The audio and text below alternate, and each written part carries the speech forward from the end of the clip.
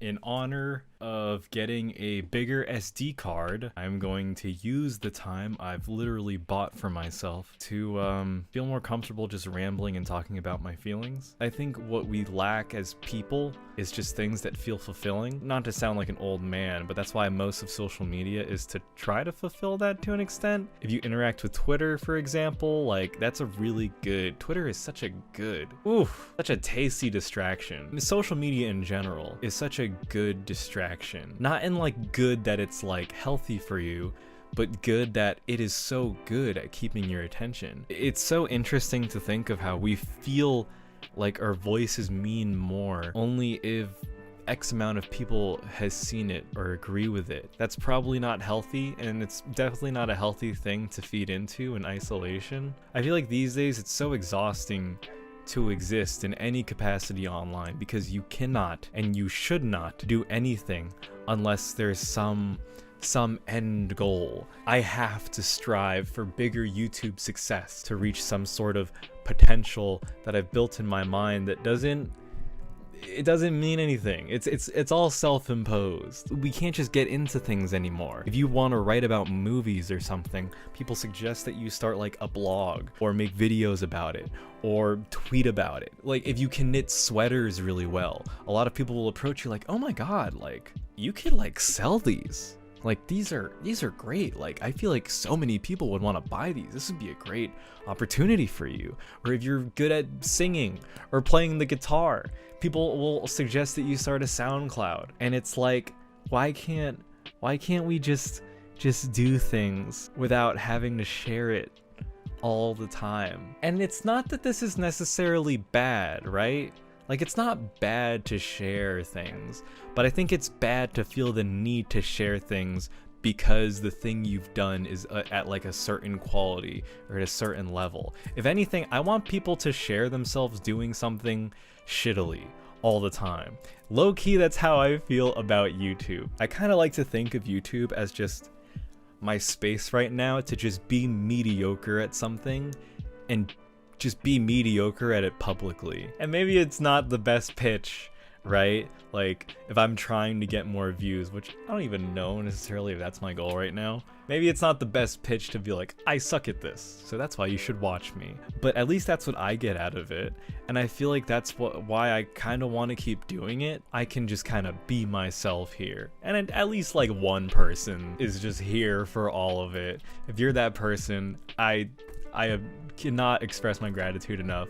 I just feel like these days I have to consistently remind myself that when I'm being creative and I'm not being productive. It's difficult because it's easy for me to think that for something like YouTube. I think because I'm trying to get a career in the animation industry where being creative, it literally is being productive, I still have to remind myself that being creative isn't necessarily always gonna be this like 4D chess, like it's not this plan that I've had for myself where I'm just stacking up these little projects and these little things that I can build up to like a creative empire where, you know, now I'm a big influencer and, you know, all these little things I'm doing are adding up. Even if that is the case in the future, I don't think it's healthy for me to see it like that right now. I feel like today we just can't call our hobbies hobbies. They have to be side hustles. Like for some reason it's more respectable that I'm doing this for money on the side rather than just like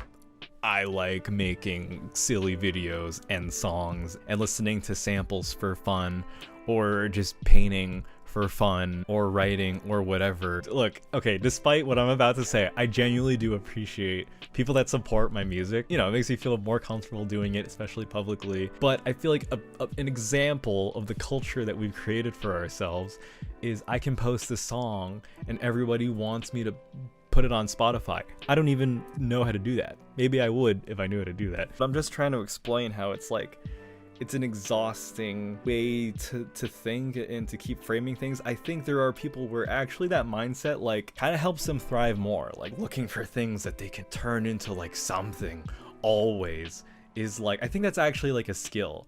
But personally, That is just exhausting. I just want to be able to do my weird things and do them really badly and share them because I had fun making it, or for some reason it's worthwhile to me. I just have to remind myself that doing any of the things I do creatively, it's not necessarily for anyone but myself. It's not for this long-term monetary thing. It's just that life and everything, the times and things around you can be so tiring and exhausting that I think for me right now, being creative, it should not be my place, or I'm not only just trying to make something grow for myself for some whatever other career.